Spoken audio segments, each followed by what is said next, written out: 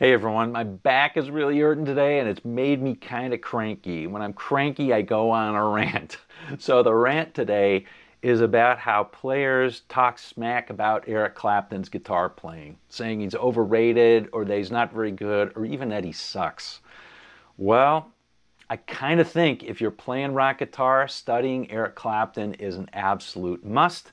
It's kind of like if you're playing classical music and you want to ignore Mozart. Just don't do it. He influenced so many of his contemporaries, Hendrix, Page, Beck, but then also lots of other players afterward. People like Eddie Van Halen were heavily influenced by Clapton.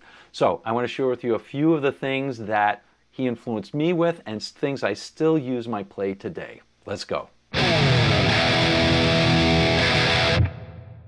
Rock and pop music changed so much between 1965 and 1970, and Eric Clapton was a huge part of that change, particularly in the area of blues rock. He, along with a handful of others, brought real blues to real rock. You can't get any more blues than B.B. King, and Eric took a lot from B.B. King and moved it into rock.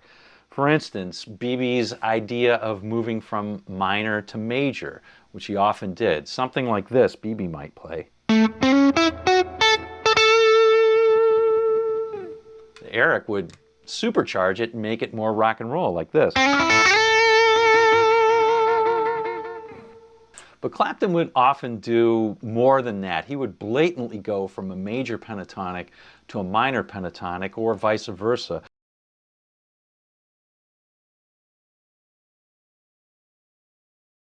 For example, this one goes from major to minor.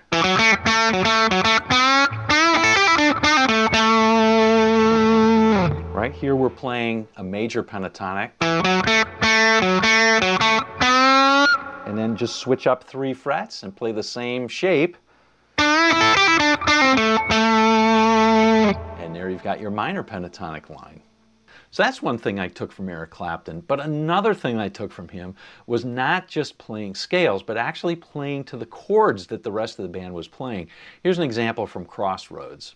Now Crossroads is a blues in A, and this example goes from the 4 chord, which is a D, back to the 1 chord, which is an A. It's over this part like this.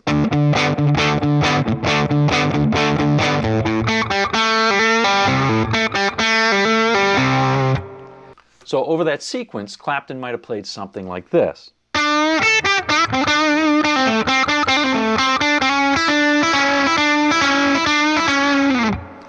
So over the first part of the sequence, which is played over a D chord, we're emphasizing the D, which is the root of the D chord, the C, which is a flatted 7th of the D chord, and the A, which is the 5th of the D chord. But when the rest of the band goes to A, we're playing this, emphasizing the C sharp, which is not in the minor pentatonic, but it is in an A chord. It's the 3rd. And Clapton incorporated ideas from Freddie King, too. Here's an example of unison bends way up on the neck.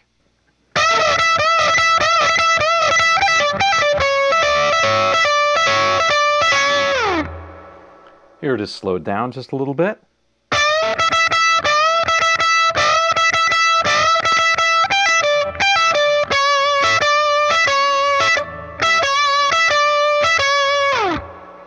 I tell you, there was a time I was addicted to that pedal idea. I still think it's cool. But he also brought ideas from Albert King into rock. Here's a great example.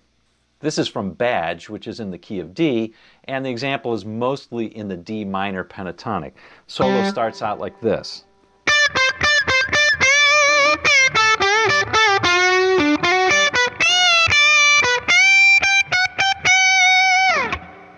That end bit where we're bending to 2 different notes,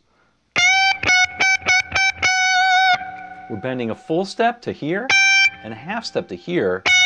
Clapton undoubtedly took that from Albert King and brought it to rock. That's a great technique to try and incorporate into your play, and I try and do it as well, but it's kind of hard. I don't always pull it off, but it's very emotive, so well worth it. But perhaps the biggest influence that Clapton had was in guitar sound. His sound on the Beano album with John Mayall and the Blues Breakers, and then of course with Cream, was extremely influential and really was the future of rock guitar for the next 40 years. He was a big part of it. Now, one of the most important things that he taught me was that you don't just leave everything on 10 here. It's important to learn how to coax different sounds out of your guitar by learning how to use the guitar itself. And in fact, that's why I'm using a Les Paul, because his early sounds were all about using Gibson guitars. First the Les Paul and then an SG, not the Strat that he became most associated with. One of the tones that Clapton was famous for was the so-called woman tone.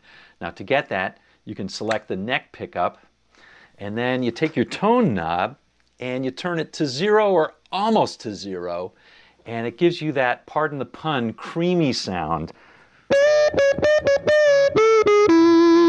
that he had with Cream. It's a great tone. But perhaps the most important thing that Clapton taught me was to get the most out of your guitar and amp and fingers.